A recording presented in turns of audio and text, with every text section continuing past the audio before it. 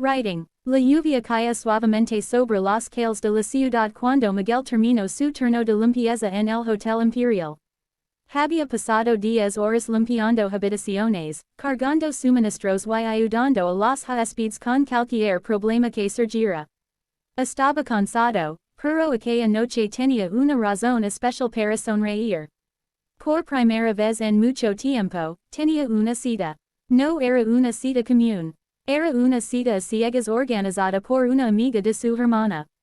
Según la habían contado, la mujer se llamaba Valeria, era inteligente, educada y también estaba buscando a alguien con quien compartir su vida. Miguel no tenía grandes expectativas. Había aprendido hacia años que la vida rara vez seguía los planes que uno imaginaba. Sin embargo, sentía una pequeña ilusión. Antes de salir del hotel, abrió su billetera.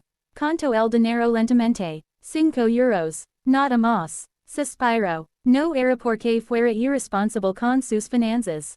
Al contrario, la mayor parte de su salario iba destinada a pagar los medicamentos de su madre y los estudios universitarios de su hermana menor. A veces apenas le quedaba dinero para sí mismo. Aun así, decidió ir. Se erigió la camisa más elegante que tenía, aunque ya mostraba señales de desgaste, y camino hacia el restaurante donde tendría lugar la cita. A varias calles de allí, Clara Weiss observaba la ciudad desde la ventana de su oficina.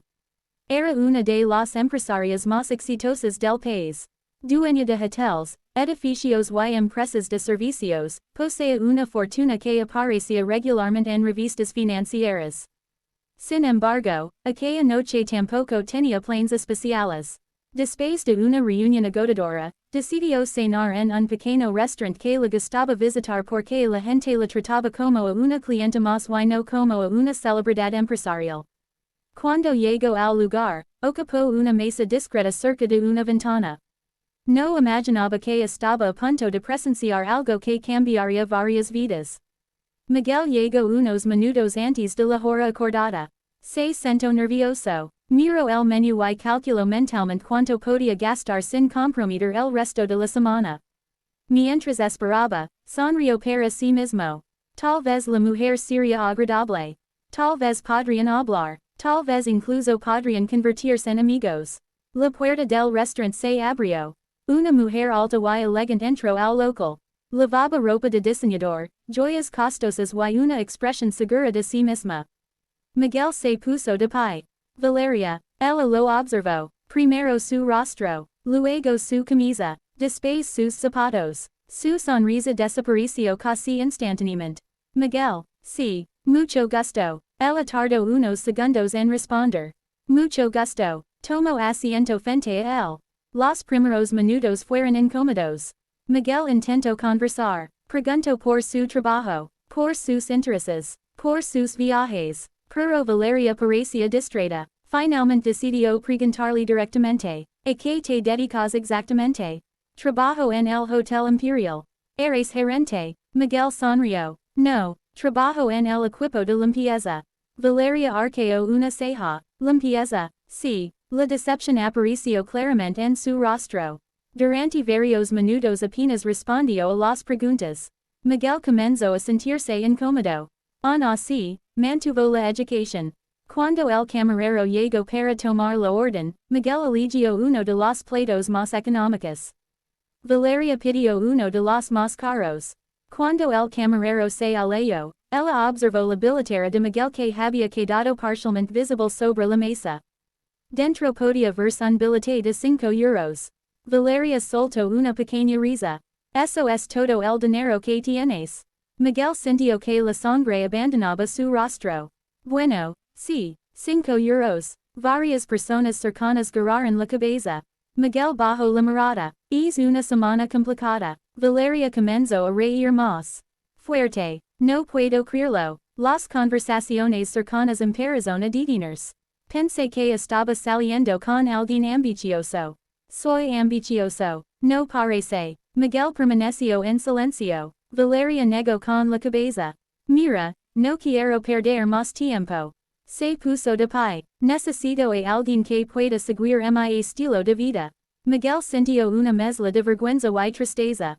Pero antes de que pudiera responder, Valeria añadió algo que hizo que todo el restaurante guardara silencio.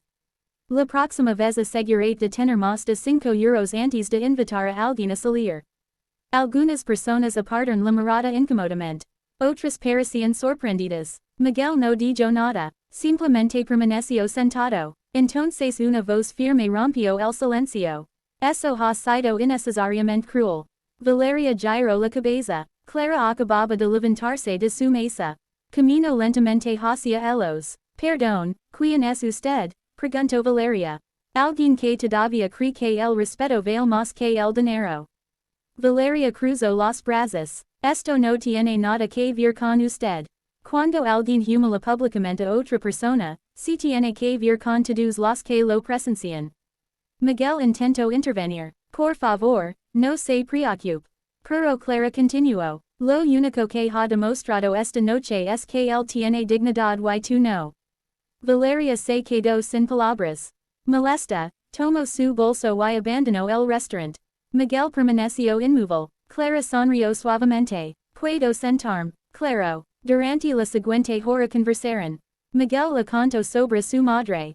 Sobre las dificultades económicas. Sobre las horas extras. Sobre su hermana estudiando medicina. También habló de sus sueños. Algún día quería dirigir un hotel. Sabía que parecía una meta imposible, pero seguía creyendo en ella. Clara escuchó cada palabra con atención. No porque fuera la dueña de una cadena hotelera, sino porque percibía algo que rara vez encontraba. Autenticidad. Al despedirse, Clara estrechó su mano. No permitas que lo ocurrido esta noche cambie quien eres. Gracias. Las personas correctas reconocen el valor verdadero. Miguel regresó a casa pensando que probablemente nunca volvería a verla. Sin embargo, estaba equivocado. 2 días después llegó al hotel para comenzar su turno. Al entrar encontró a todos los empleados reunidos. Los directivos parecían nerviosos. Entonces vio a Clara. Esta vez vestía un elegante traje ejecutivo. Los gerentes la seguían respetuosamente. Miguel frunció el ceño. No entendía nada. Uno de los supervisores tomó la palabra. Queremos dar la bienvenida a la propietaria del grupo hotelero. Miguel abrió los ojos. Miró a Clara. Luego volvió a mirarla. No podía creerlo. Ella sonrió. Buenos días a todos. La reunión continuó unos minutos. Después Clara pidió hablar específicamente a un empleado. Hace poco observé una situación fuera de estas instalaciones. Miguel sintió un nudo en el estómago.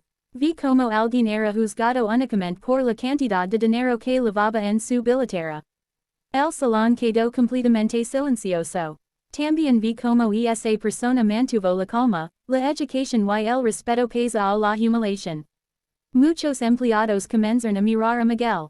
Clara sonrió. Ese tipo de carácter no puede enseñarse en una universidad. Miguel sintió que el corazón le latía con fuerza. Por esa razón he tomado una decisión. Todos esperaron. Miguel será promovido al departamento de atención al cliente. El salón explotó en aplausos. Miguel permaneció inmóvil. Yo, sí, tú, pero no tengo experiencia. Tienes algo mejor. Que, integridad. Las lágrimas aparecieron en sus ojos. Era la primera promoción importante de toda su vida. Los meses siguientes fueron extraordinarios. Miguel aprendió rápidamente. Los huéspedes lo adoraban. Su paciencia, amabilidad y honestidad lo convertían en una persona excepcional para el puesto. Las cartas de agradecimiento comenzaron a acumularse. Los clientes pedían ser atendidos específicamente por él. Un año después recibió una nueva promoción. Luego otra, y otra más. Mientras tanto, Clara observaba su progreso con orgullo. No porque le hubiera regalado oportunidades, sino porque Miguel había demostrado merecer cada una de ellas. 5 años después, Miguel ocupaba una oficina en el último piso del Hotel Imperial. Ahora era director general. Había ayudado a su hermana a convertirse en médica. Había pagado los tratamientos de su madre. Y había construido una vida estable.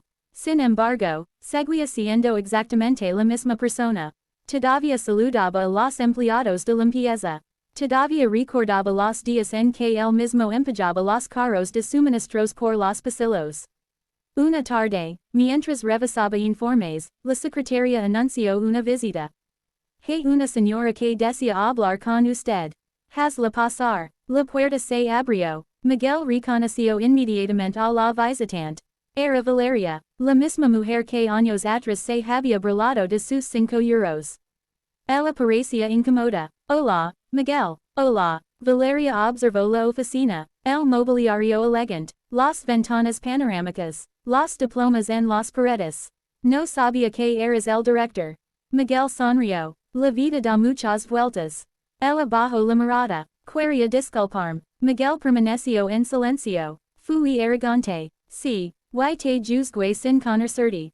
Miguel asintió. También es cierto. Valeria respiró profundamente. Lo siento. Miguel observó a la mujer durante varios segundos. Luego sonrió. Acepto tus disculpas. Ella parecía sorprendida. De verdad. Sí. No estás enojado. Miguel negó con la cabeza. Aprendí hace tiempo que guardar resentimiento pesa demasiado. Valeria sonrió débilmente. Después se marchó. Desde la ventana de otra oficina, Clara había observado parte del encuentro.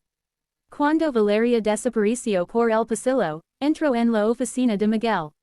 Lo manejaste bien. Miguel sonrió. Ya pasó mucho tiempo. Clara asintió. ¿Recuerdas aquella noche? Nunca la olvidaré. Yo tampoco. Ambos guardaron silencio por un momento. Finalmente Clara dijo algo que Miguel recordaría siempre. Aquella noche todos vieron 5 euros. Pero yo vi algo mucho más valioso. ¿Qué viste? Clara sonrió. Vi a un hombre que seguía siendo digno incluso cuando el mundo intentaba hacerlo sentir pequeño. Miguel observó la ciudad a través de la ventana. La misma ciudad donde alguna vez había caminado preocupado por no tener dinero suficiente para cenar. Y comprendió que Clara tenía razón. Porque el verdadero valor de una persona nunca se encuentra en su bolsillo. Se encuentra en su carácter, en sus decisiones y en la forma en que trata a los demás cuando nadie está mirando. Y fue precisamente ese valor invisible el que terminó cambiando su destino para siempre.